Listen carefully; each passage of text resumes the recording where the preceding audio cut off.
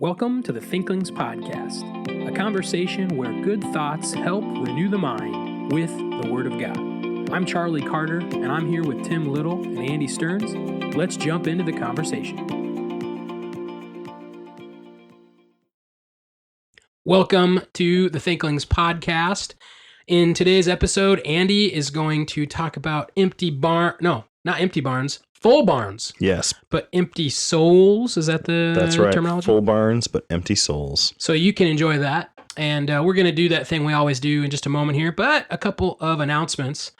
One announcement will lead into the other announcement. Hey, if you're listening to this on November 8th, this Friday and Saturday, there is a drama at Faith. It is a live radio production. Like we're acting as if we're in the 40s doing a radio program with a live audience. You would be the live audience if you came to it.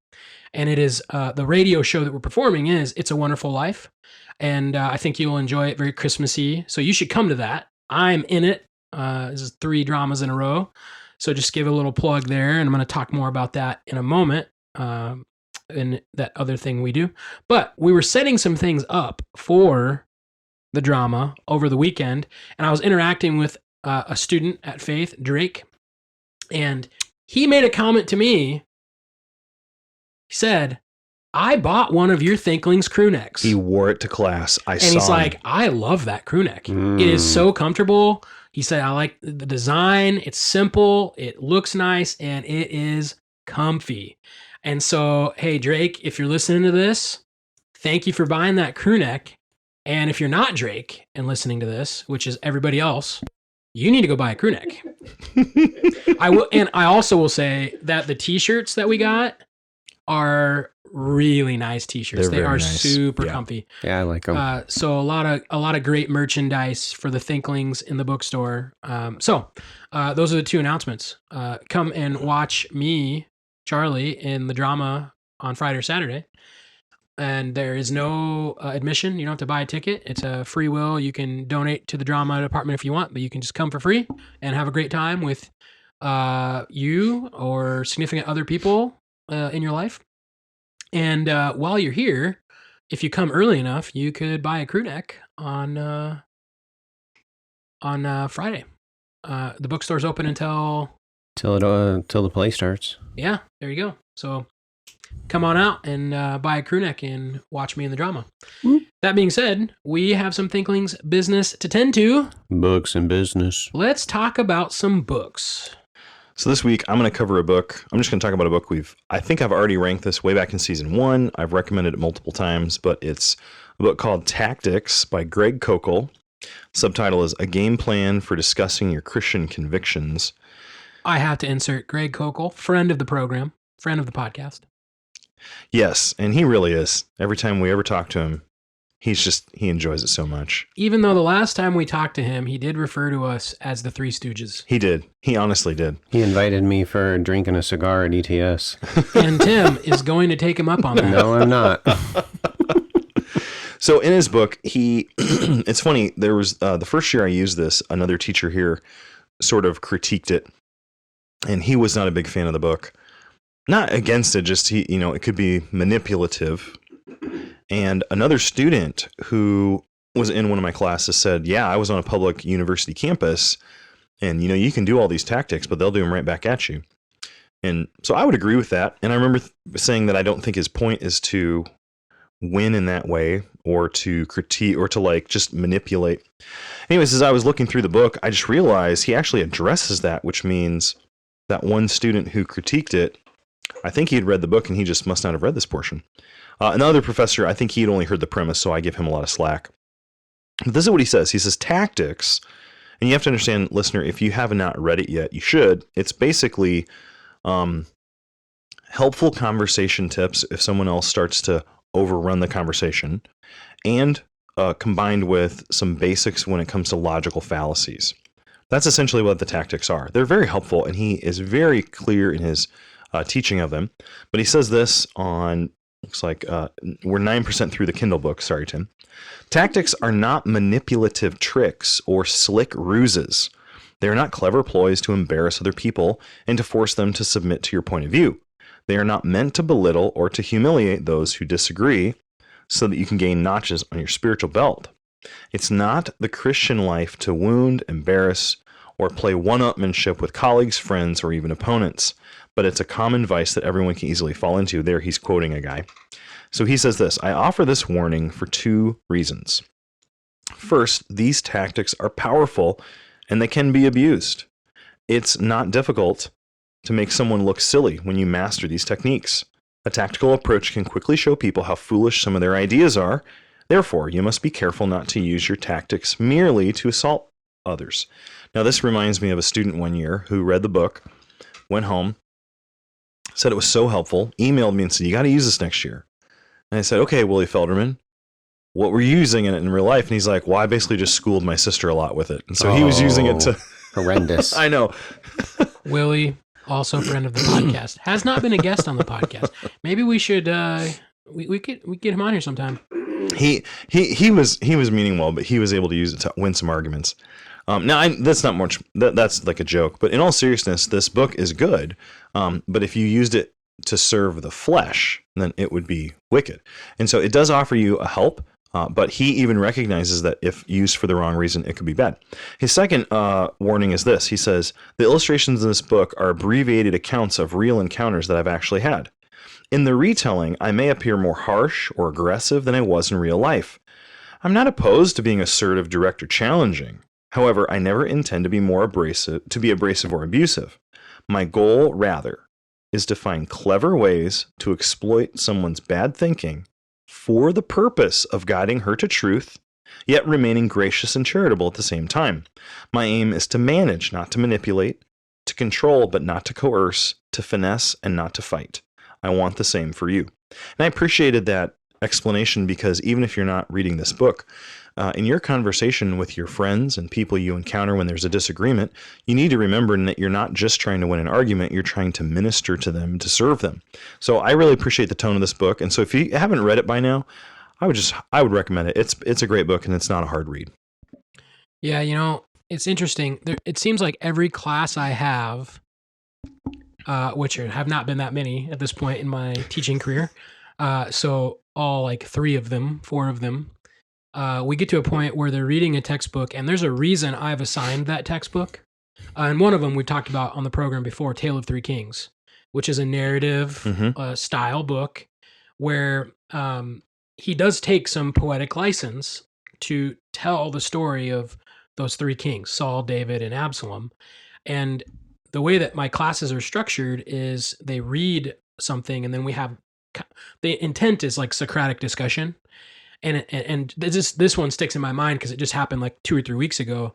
And it seems like every class there's a particular chapter or book where students are just reaming something like that was so dumb. Like I did not agree with what the author was doing. Like even like in this particular sense, at a very conservative Bible college, like how dare he mess up the story of the Bible to make a point? And I'm like, well, okay.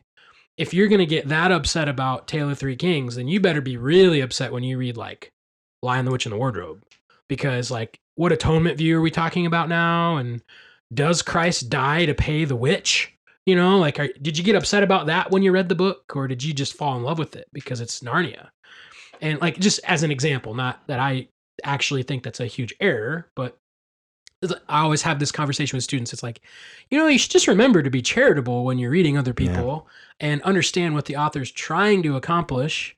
And you're not above an author critiquing him. You're having a conversation with him. And it seems like that's a common occurrence where you can read something and you kind of posture yourself above it rather than actually reading it for the goal of education. So yeah, it's hard. I think it's a hard balance when you're first starting out because you're learning to be critical and you're learning to critique. And then you're also seeing things that maybe you didn't notice before, especially with this book. It lets you see things. You learn to observe, see things. Yeah. Do you find that to be an issue more prominent in sophomores? Possibly. Maybe because they're very wise morons, which is what Charlie sophomores means. Anyway, so what I've been working on recently, as I already mentioned, I'm in the drama, and so I really don't have a lot of time to free read. I'm working on trying to think through characters and try to remember lines in an effective way. And so just make a couple of quick comments about It's a Wonderful Life. And I might have more comments as the weeks go and as we actually do the drama this week. This falls in a very similar category to last year with A Christmas Carol, where it fits with what we were just saying. You can recognize error.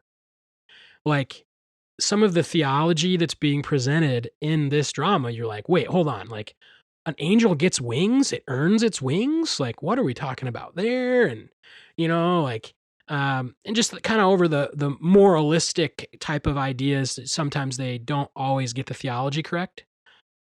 And we're going to be okay with that. But just think about what the drama is trying to exalt here, or to, what does it call virtue? What does it call vice? And it sets as virtue life, and actually someone in life who's very giving and humble and willing to serve other people. And then at the end of the story, he finds out that actually people are very thankful for him and are willing to give to him. It's a very, I think, a very powerful idea that, you do affect the people around you by the way that you serve them. And I mean, I can read into that as much as I want to, um, you know, is that the full intent of the drama? No, but I do think it does highlight as virtue that character of the main character, George. And so I think it's a good reflection, and I'm looking forward to being a part of that. And it is interesting that it does seem to exalt some things that we probably wouldn't be okay with. Like there's a moment where this really virtuous character, George, like goes and smokes a cigar with the rich swindler, Mr. Potter. And you're like, wait, he smokes? And then there's another part where like the lovable uncle, Billy, which played by me, is like completely drunk. And like, I'm supposed to act like I'm completely drunk and I don't know how to get home. And it's like a big laughable moment, but it's dramatizing and effectualizing being drunk. And it's actually portrayed in a way that that's so cute and funny, but is it, but anyway, I think we can overlook some of those issues and focus on, it does exalt a character, a person of high character. So anyway, that's what I'm working on. Thoughts as I'm preparing for it. Some mostly good, but also not so good thoughts on it. So, can I interrupt before Tim shares his book? We forgot an announcement this week, Charlie. Did we really? Last week, an interview dropped on another podcast, Theologic. Oh, yeah. Rats, we did. Who was interviewed on our Friends Over at the Theologic podcast, Charlie? Dr. Tim Little. That's right. Dr. Little has an interview, listener, over on another podcast called Theologic, where he talks about the book of Song of Songs. And so if you want to hear more Dr. Little, you should go over to that podcast and take a listen. And what he talks about rhymes with one of my favorite snacks. Chex. Anyway, Tim, you got a book for us? So on It's a Wonderful Life, there's some resources we brought into our bookstore. That is a 10 of a segue. That's like my best work right there. That's absolutely. I'm sorry. And did you know you can get It's a Wonderful Life, and it's like this book, and then they even it comes with a little bell. So then you can seriously. So you can ring. You can get angels their wings. You can keep giving angels wings. Wow. That's right. So you could buy that little kit with the book and the bell, and I so do on and like so the forth. memes that kind of riff off of that idea. Like every time this happens, this happens. Mm-hmm. And I saw one today that every time someone sets a Christmas tree up before Thanksgiving, an elf murders a baby reindeer. And I thought that was pretty funny. That's horrendous. Anyway, so you've got a book for us. Yes, I have a book for us. Okay, so I was on vacation last week. I went out to Missouri with some friends, the Hartwigs. We had a good time playing some games, both board games and outdoor games. I did a little bit of reading, and then we've been working on our book, Song of Songs for Singles, which is really coming along. It's all edited, and then we're going to send it to a copy editor, and so we're moving along really well on that. So stay tuned. We'll keep you in touch with it. I wanted to study through dating some more, particularly where dating came from. I was thinking of adding a section in the 13th chapter on just dating, courtship, and how to find a spouse type of a thing. But we ended up just not doing that. Still, I have done a little bit of reading on it. And one book I came across is called Labor of Love, The Invention of Dating by Moira I don't know how to say her last name, Weigel. So Weigel or Weigel. Anyway, this is a secular title. It was interesting. I find it fascinating reading secular literature when it comes to relationships. Basically, it's them trying to craft a path without God. So they're lighting up the way for themselves using logic, sometimes general revelation, and so sometimes they get some things right, but often they're very off on a great many things. So this is not going to be a book I'm going to recommend. In fact, it in several points awakens love, and so I don't recommend it particularly for young people. But a lot of our generation thinks dating is just how people always found a spouse, but that's actually not the case. Dating came about around the time of the Industrial Revolution. People started moving into the cities, and they were away from the structures of society, the parents. Previously, it was often a system called calling, where a young man would call on a young woman and go to her house and visit with her. And the parents and the daughter and the son would, the kids would agree to it, and then they would get married. So anyway, the parents were gone, so dating became a thing. I'm going to just kind of read this paragraph that she states on page 7. The story of dating began when women left their homes and the homes of others where they had toiled as slaves and maids and moved to cities where they took jobs that let them mix with men. Previously, there had been no way for young people to meet unsupervised, and anyone you did run into in your village was likely to be someone you already knew. So dating came about during this Industrial Revolution. She kind of talks about that. This idea of dating and how she's like, they toiled as slaves and maids, which is kind of funny to me that she kind of cast the home life in that from that kind of a perspective. Because as she develops the stories, these women that became shopkeepers and a shop girl was one of the terms she used a lot, and a laundry girl. Basically, that life was very hard. It was very difficult on them. And so it's like they went from one type of slavery, as she defines it, to a different kind of slavery, the slavery in the big city, where they often didn't have enough money. In fact, a lot of times the young lady would go out with a young man because he had money and she could then not have to buy dinner. So it was actually a pretty difficult scenario that they moved into. I'm going to read another paragraph here. If marriage is the long-term contract that many daters still hope to land, so she does this. She kind of interacts a little bit with the old, and then she jumps into the new. And it's a fascinating read. I thought it was an enjoyable read. But if marriage is a long-term contract that many daters still hope to land, dating itself often feels like the worst, most precarious form of contemporary labor, an unpaid internship. You cannot be sure where things are heading, but you try to gain experience. If you look sharp, you may get a free lunch. It's like a really down picture of it. But wow. I thought it was funny.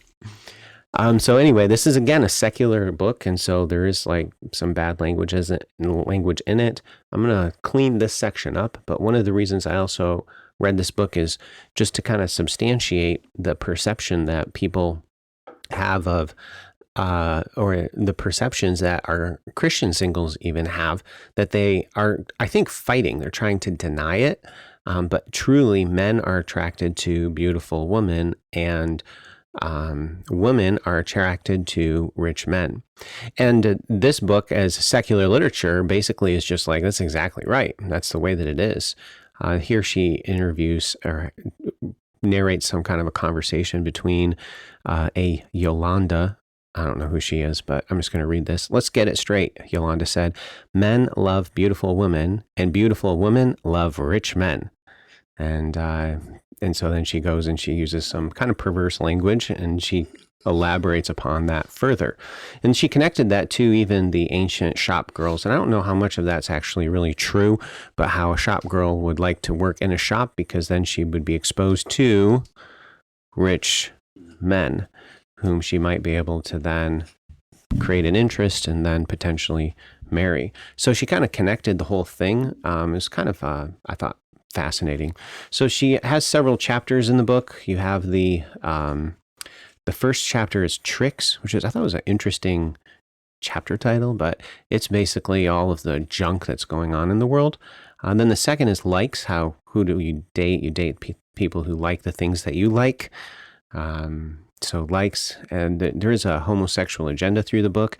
Chapter 3 is Outs, and so she's talking about basically homosexuals and them outing and revealing who they really are.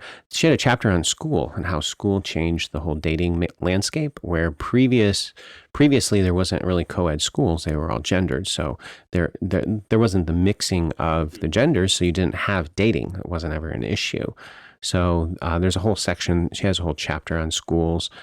And then studies, freedoms, niches. I'm not going to go through all this. I'm going to jump to the end now. In plans, I have this one chapter. At the end of chapter 9, she has this quote. I'm going to read it. How many career women have grown into exactly the woman they planned, only to find that the future they thought they wanted was not what they expected? This is truly what many women are learning as they do grow older and then have these careers. I'm going to keep reading. This is a secularist writing this, remember. How could it not be disappointing after so much work?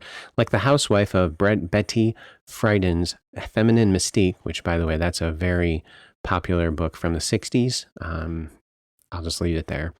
So, like the housewife of Betty Friedan's Feminine Mystique, I imagine the career woman who returns to work 2 weeks after giving birth dismayed. The new feminine mystique has created a new problem with no name that feels disarmingly familiar. Is this all? Is this what all of that was for? When they hand their child off to like some kind of a daycare company. Okay, so I thought that was just an interesting quote from a secularist, The Labor of Love, as they seek to find light on the path that is their light. And I was kind of like, okay, what's the goal? What's the real solution? And whenever you're reading through a book, particularly a secular book, what is their idea of the way things are supposed to be? And it really was very not that great. But in chapter 10, she has this, it's called Help. So I was like, okay, is this where she's going to actually present her eschatology? Which, by the way, I'm not talking about eschatology like end times, but what is it that's their utopia? Yeah. And she talks about settling, and she talks about it rather affirmingly, like you need to settle.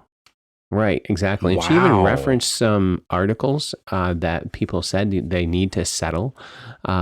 She's not there though. She dials it back, but she realizes one of the problems that a lot of couples have, a lot of singles have, daters have, is that their ideas are just so crazy that they're never going to find anybody. So she has this one quote here. Marriage isn't a passion fest, she wrote. It's more like, she's quoting somebody else, by the way, but she speaks of it rather affirmingly. It's more like a partnership formed to run a very small, mundane, and often boring nonprofit business. LOL. That is, wow. I think that was just hilarious because of our world's like sexualization and everything. And they paint it like some, but here, this person is just saying, you know what, that's not what it is. Yeah. So, and then she then writes, if they want to make it through this drudgery, she tells her readers that they should hurry up and lock a partner down. So in other words, marry him. And that was the title of the article she interacted with, Marry Him. So she still had some issues with it. She didn't like that idea. But getting again to just her eschatology, I think her whole idea of settling has affected her. I'm not going to get into that. I'm already going kind of long. In the afterword, she has just this chapter called Love. And in the afterword, she references God, and she actually refers to the three eros, philos, and agape. And she talks about agape love. Love can be given without expectation of return. She says that. We might start by being kinder and more generous toward others. Like, yeah, that's a good place to start. You know, are you going to actually get there? But the answer is no, she doesn't get there.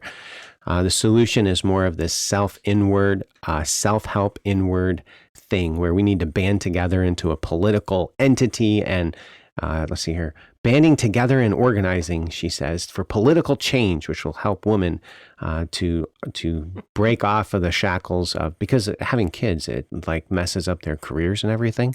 So she's like, we need to have better solutions. The government needs to provide better solutions for women to help them out in this way.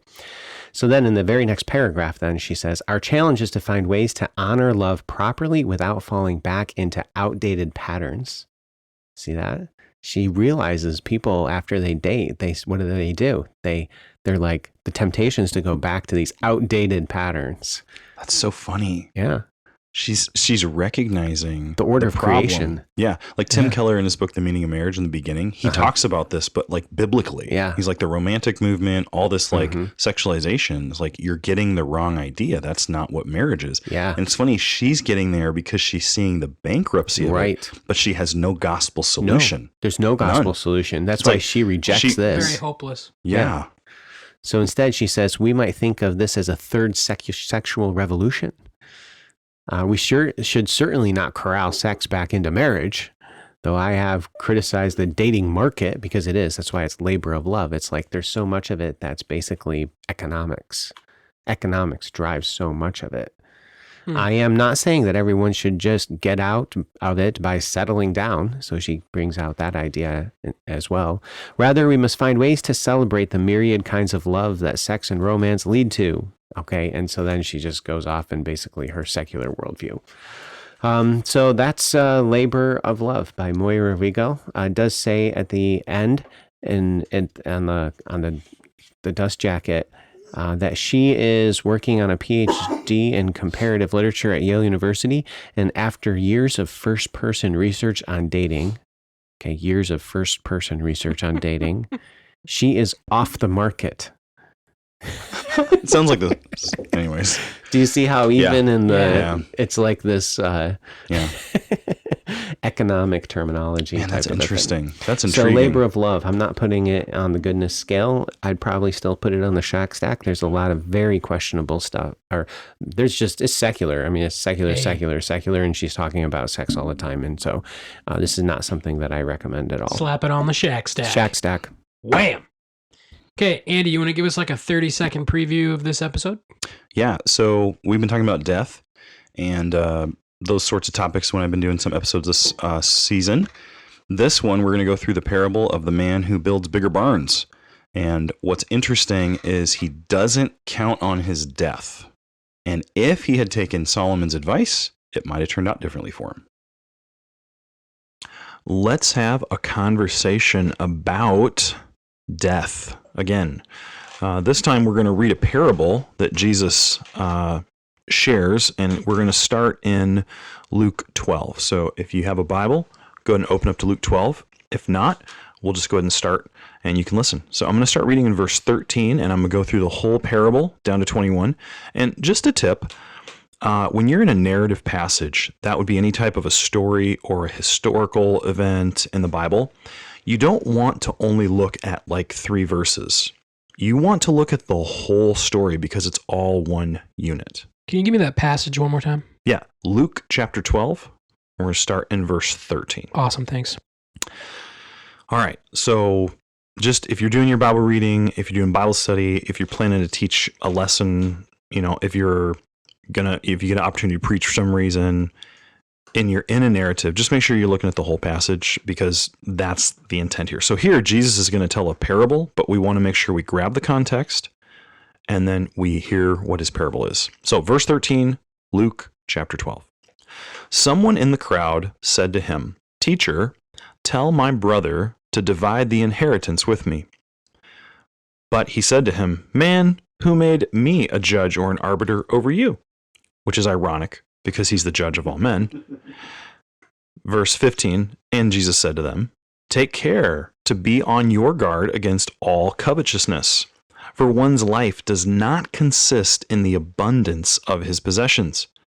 And then he told them a parable, saying, "The land of a rich man produced plentifully, and he thought to himself, what shall I do? For I have nowhere to store all my crops.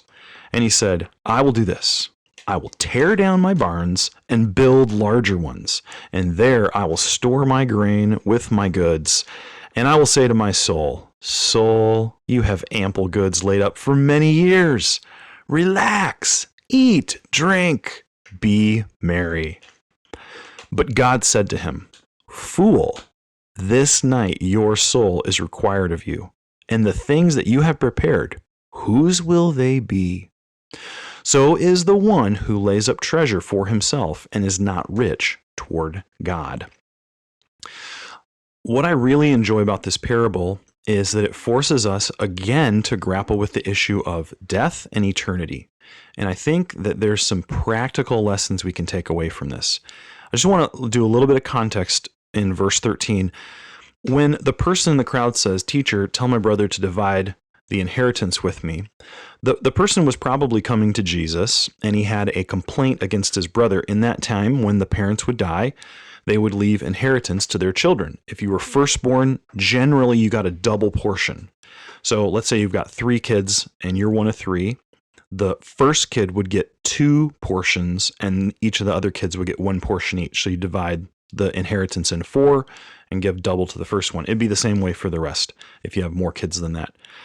Well, here, probably it sounds like maybe one of the brothers has all the inheritance and he's not yet dispersing it. Maybe he's arguing, maybe he's got some legalese, something going on. And so this man is going to Jesus saying, "Jesus, tell him to give me what he owes me." It's interesting too, because Jesus says to the man, "Who made you a judge or an arbiter, or who made me a judge or an arbiter over you?" Now, Jesus is the judge of all the earth. I think here, though, if I'm making a guess at it, I think Jesus is saying, "Why are you coming to me?" And the point is, the guy just wants the money. He just wants that. He doesn't actually want Jesus to be his judge and follow him. He just wants Jesus to sort this out for him, which you see in the next warning in verse 15. Jesus then says, either to him and maybe the crowd standing around too, "Take care," or "be careful, be cautious, and be on your guard against covetousness." It's interesting. He doesn't say don't be covetous. That goes without saying. The warning is to be on your guard against it. So let's start there. Listener, I think that covetousness is something that sneaks up on us. It's something that we can adopt and propagate and live in without being aware of it, because it is kind of natural to look to get things that we need in life. But then the covetousness is when you're going too far in that area. All right, so here's what I want to point out. Now, we're going to do a little bit of Greek. That's okay. The word covetousness there in Greek is pleonexis, nexias, sorry. And it's literally the word related to riches, pleon, in the New Testament. What I want to ask you guys, not Greek, just English here, where else in the Bible is the word covet or covetousness very prominently found? There's a really big command that I'm thinking of. The 10 Commandments. Excellent. Thank you. Yeah. Yeah. So the 10 Commandments. Can one of you guys try to describe or define covetousness for me? Because we don't really speak like that. Like, I don't talk about covetousness very often. It's not something we always talk about, but how would you define it if you had to? What's the Hebrew word in the Old Testament for covet? I don't know. I could look it up. Would you like me to? I mean, that'd be an interesting. So the idea of coveting is you're wanting something that's not yours. Yeah. So you want your neighbor's cow, donkey, wife, possessions, whatever it is. Okay. And I do think so. I think James 4. It's parallel to a normal desire, but it is a distinction. Mm-hmm. There is a desire, a lust that you don't get and you murder. But then number 2, you covet and cannot obtain, you fight. And so, but I think the difference is it's wanting something that not only do you not have it, but it's specifically you're wanting it from someone else who has it. Okay. So, keep going. The Hebrew word is chamad, to desire. Do not desire. So just the word for desire. Yeah. So Interesting. This word is used frequently for the Lord, and that the Lord does whatever he desires. Mm. And so do not desire something that is your neighbor's. Okay. So listener, this is just for fun, but I still think it's interesting. When I grew up and I heard "do not covet," I was always confused by that word, and we don't use it in our day-to-day speech. Here I'm looking the word up in Greek in the New Testament, and it's pleonexis, and that word means greediness, covetousness, or avarice. It's the idea of like greed.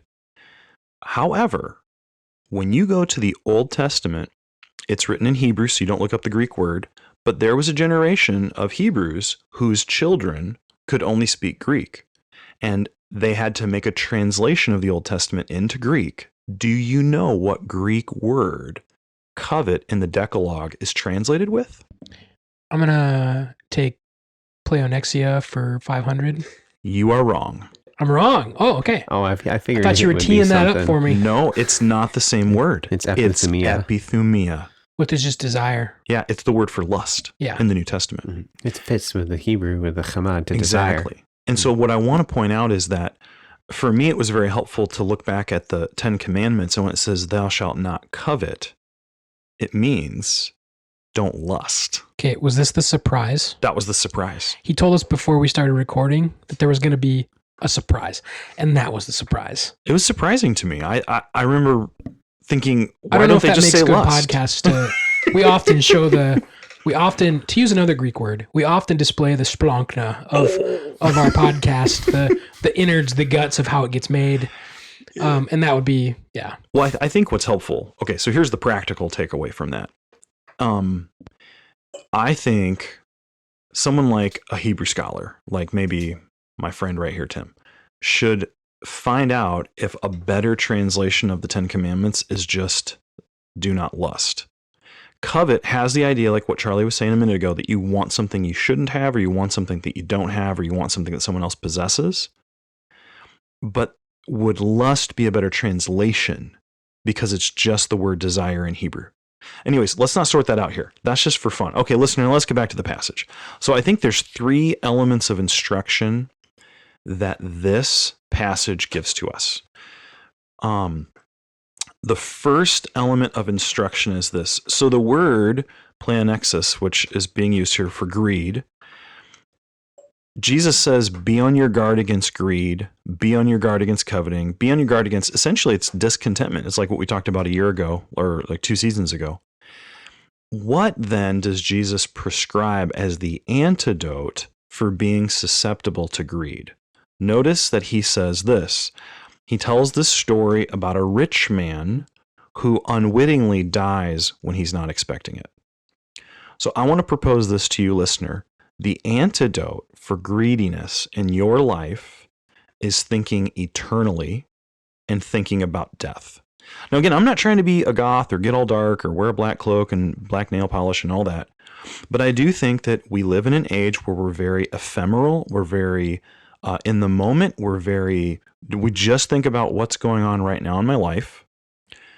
And we don't think about what's coming in the next life. So Jesus could have said, be on your guard against covetousness, and then he could have told a story about a man who broke the law or some other kind of a parable, but his parable talks about death.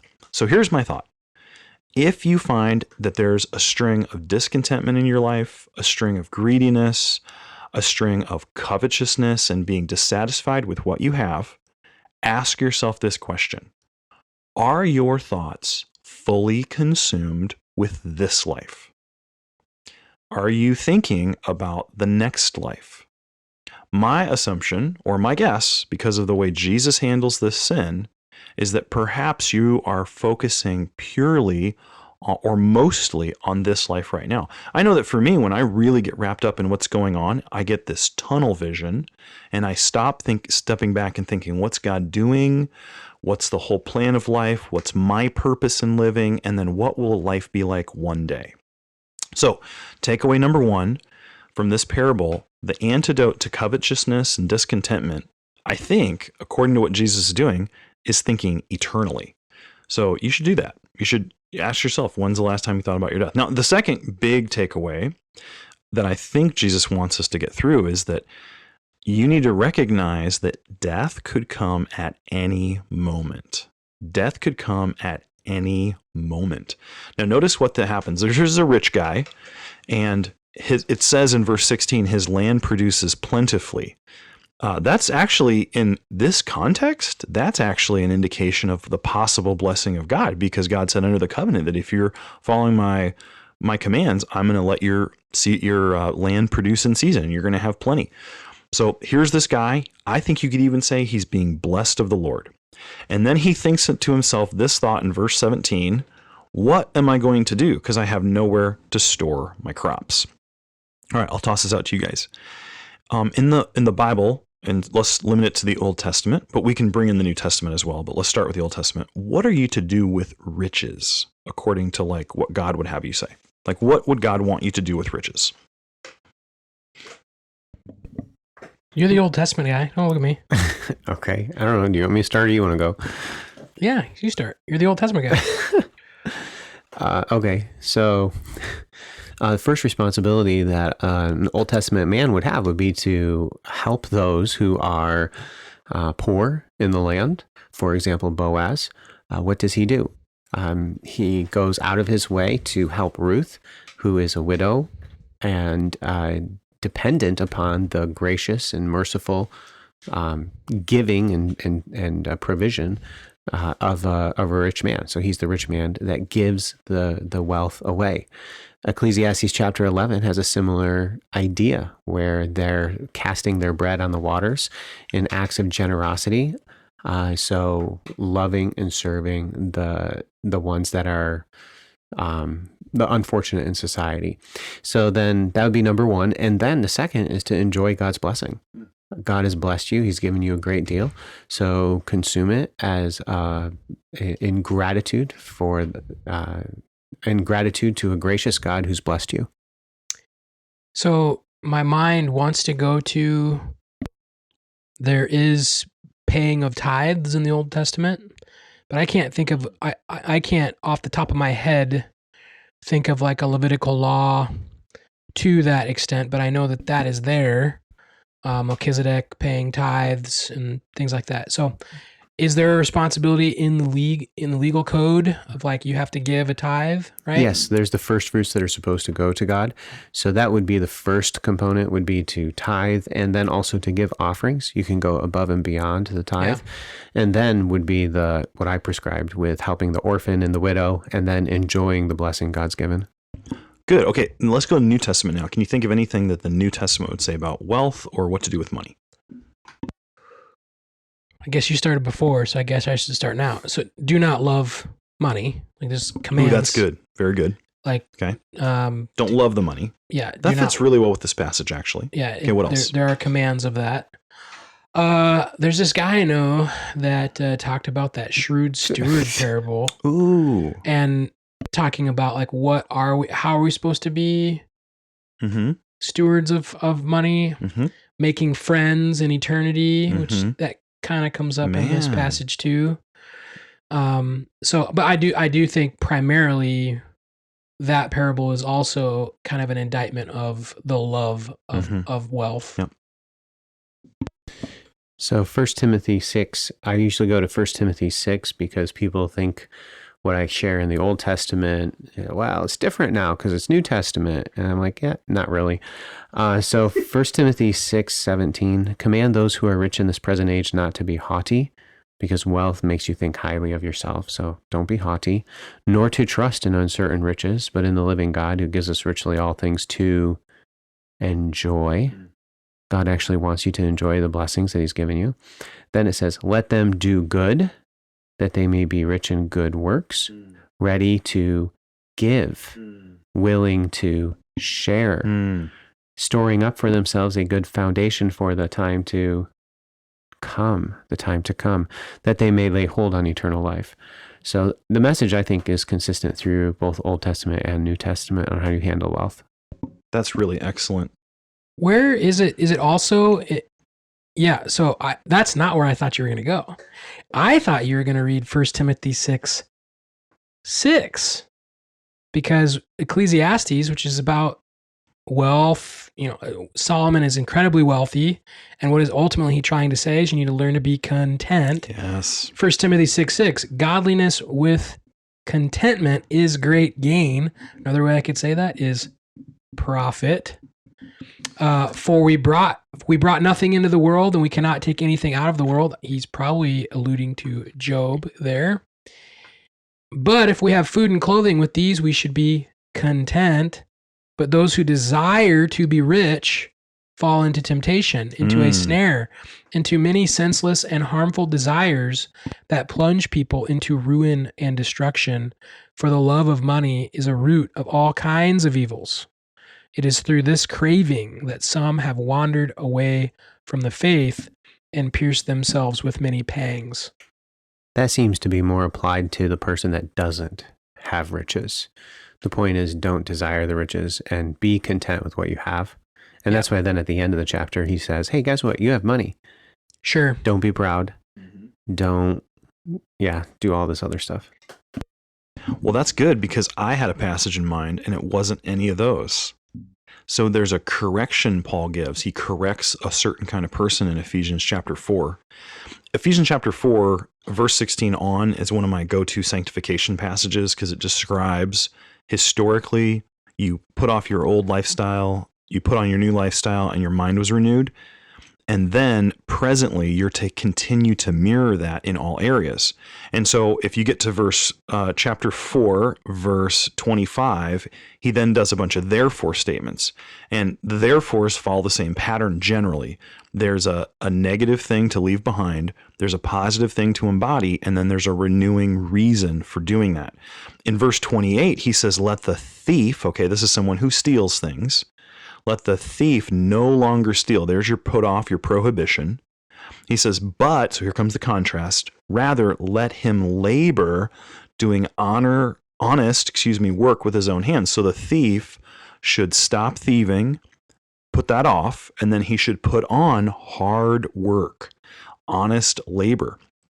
Now, he's going to give a reason for this, and you might think it's something like because it's wrong to steal, or because it breaks God's law, or because it dishonors God, or something like that.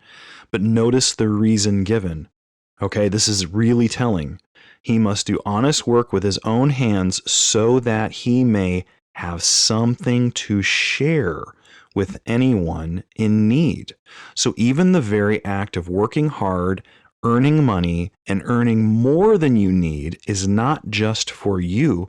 It's so that you can help others in need. So look at this. We have an entire scripture testimony that riches, according to God, should be enjoyed, and then they should be used to help other people or used to serve the Lord. So I want to just, before I move any further in the passage, I want to call out anyone who's listening to this at any time in history. Has God blessed you with wealth? If he has, look at this parable. Do you look like this guy? Are you taking your wealth and just storing it up for yourself? Or are you doing something for other people who might need it? There's a lot of options out there. There's people in probably your own local church who have needs that you could bless. You could do it anonymously through your pastor. You could give your pastor some money and say, hey, I think this couple or this family needs something. Help them out. You could do this. I mean, we're a little biased here, but there's a lot of students who want to come to college but can't afford it, and or they come and then they don't come back because they don't have money. Maybe you could, donate to a scholarship or something like that. There's also ministries out there that churches are involved in. You could be taking your money and using it for something eternal. Now, I'm not trying to shame anyone, but many Christians are not in the position where they can do that even if they wanted to. So if that's you today, if God's gifted you and blessed you with wealth, probably through your own hard work and good work ethic, can you do something different than what this man did? So now look in verse 18. He sees the problem in 17. He's got too much, I'm going to say money, even though it's crops, okay, because that would have been his wealth.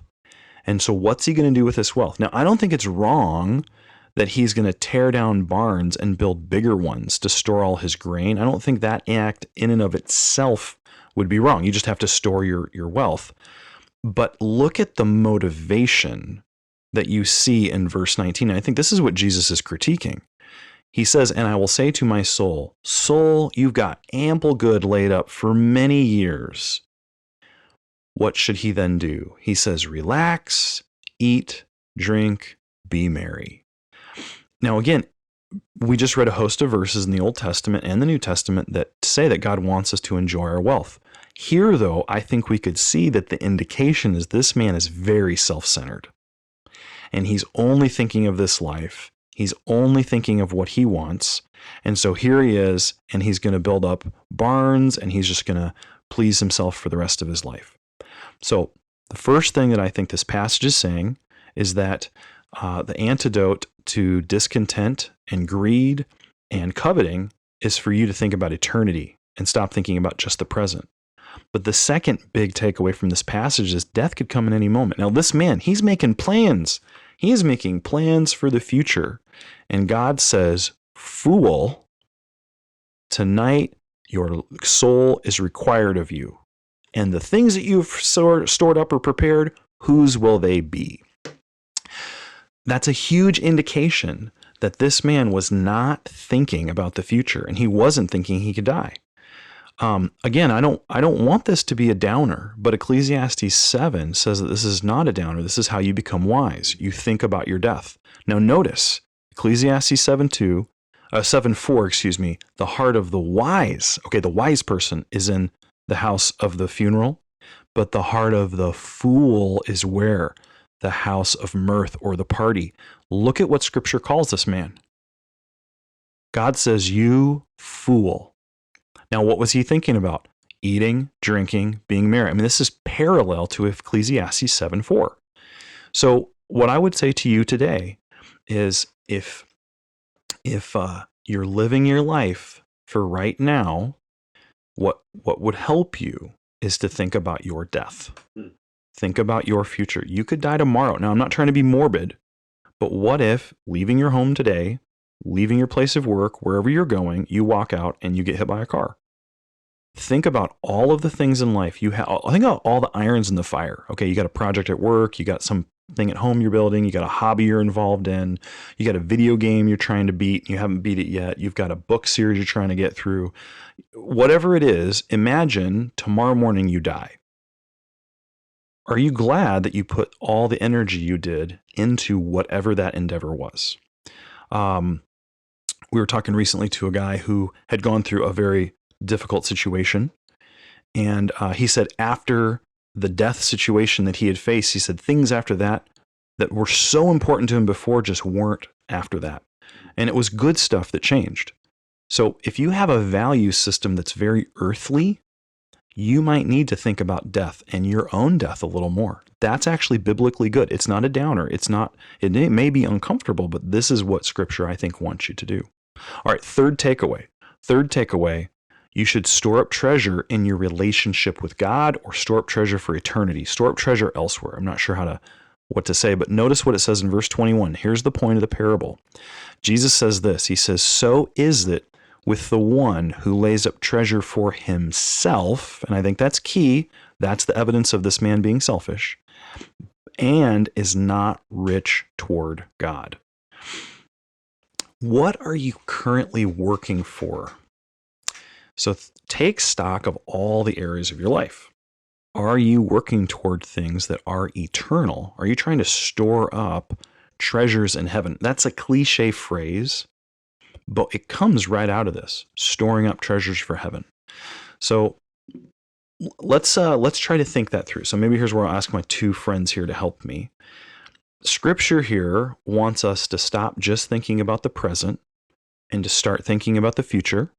Scripture wants us to store up treasures in the next life, not only this life.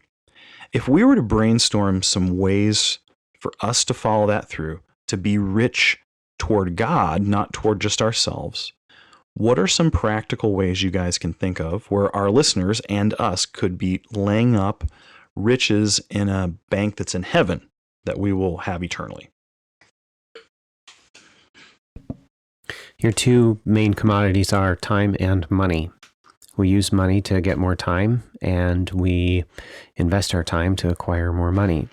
So how do you use your time, and where do you spend your money? So with time, a lot of times we spend our time with entertainment, whether it's watching some kind of a video series or playing video games. But this entertainment mentality is a consumption of time that has no eternal value. So I would encourage you to evaluate how you're spending your time. That would be one area to address concerning how you could develop more of an eternal perspective and laying up treasure in heaven. That's really good. Evaluate how you're using your time. I like that. So we all had a previous theology professor, Dr. Myron, who had a correlation in his mind with the crowns and the rewards of heaven, with the ability, part of the reward, why those are valuable in eternity, is that it will correlate to our ability to magnify the glory of God. And he was not like real distinct on what he thought with this, because he's just kind of, I don't want to say flippantly, but he's kind of spitballing, like what he thinks some of these things will be like. And we don't know. We do have some descriptions of crowns, and, that could just be like, is there a literal crown? Well, the crowns they're probably referring to, and some of those passages aren't like metal crowns. They're probably like olive branches. But anyway, so like thinking on that realm, like, are you doing things that are increasing capacity to glorify God? And the correlation of doing those things well here, which will translate to future reward in glorifying God eternally. And kind of what you're saying, like think about like the video game thing you mentioned. Who does that glorify? In You. what way does that magnify God? Or you get done with it and you're like, look at me. Or there's a lot of things in life that are like that. So what, I think you could ask that question, like, in what way does this glorify him? And I think there is a direct correlation. If it glorifies him here, it's probably going to help you glorify him more there. So that would be an eternally valuable thing. I really like the way you phrase that question. Not just does it glorify God, it's how does it glorify God? I think that's the key. That's really helpful. And I don't know if I'd call myself unique, but I think I beat the drum a lot. I kick the horse that's already dead a lot. That sanctification is a part of your glorification. That your sanctification is you becoming more like Christ. If that's genuine, you are glorifying Christ here. So as you just faithfully walk through trials in your life, and you respond in repentance, what's happening? You're storing up eternal riches. Like the way that you just live your life in the normal ebbs and flows, and not living a fleshly life when bad things happen is eternally valuable because it's a part of your glorification, which is a part of his glorification. Yeah, this is really good. So Tim is saying one way that we can find out if we're storing up treasure for another life is asking, how are we using our time? Charlie, you're saying, how are we glorifying God? How does what we're doing glorify God? I like this. I might add one more, just so we have three. What is it that you're aiming at in your life? What are you trying to accomplish? So I'm thinking of Colossians 3, seek the things that are above. If someone were to take a panoramic picture of your life, what would they say? Not you. Okay, what would they say you're pursuing in your life?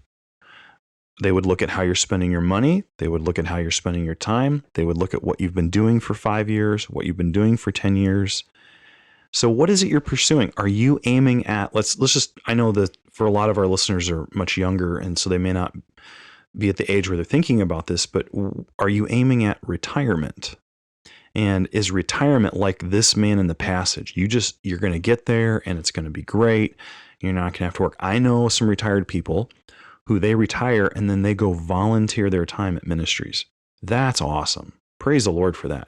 It's not bad to enjoy retirement. If God has blessed you and your business endeavors and you've got cash and you're retiring and things are comfortable, that's not bad.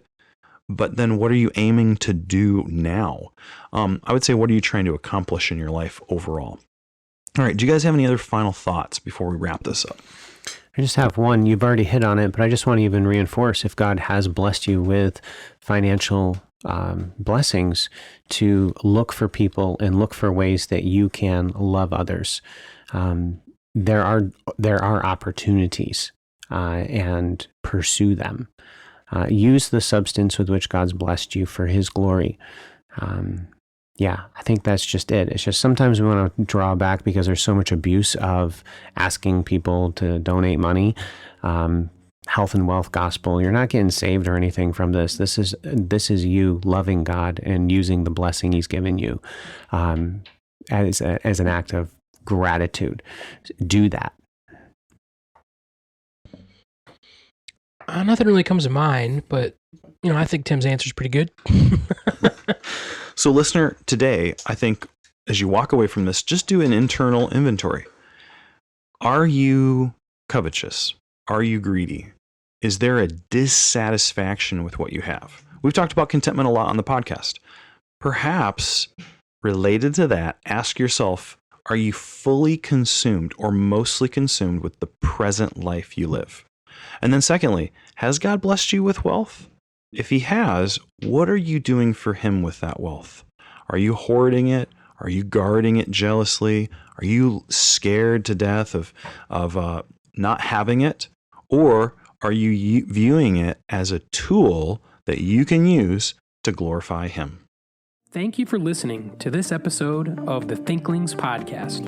We would love to hear from you. If you have any feedback, suggestions, or potential topics that you'd like us to discuss, you can contact us through our email, thinklingspodcast@gmail.com. Remember, don't let this conversation end with this podcast. Read good books, talk about them with your friends, and always continue to cultivate your mind. See you next time on the Thinklings podcast.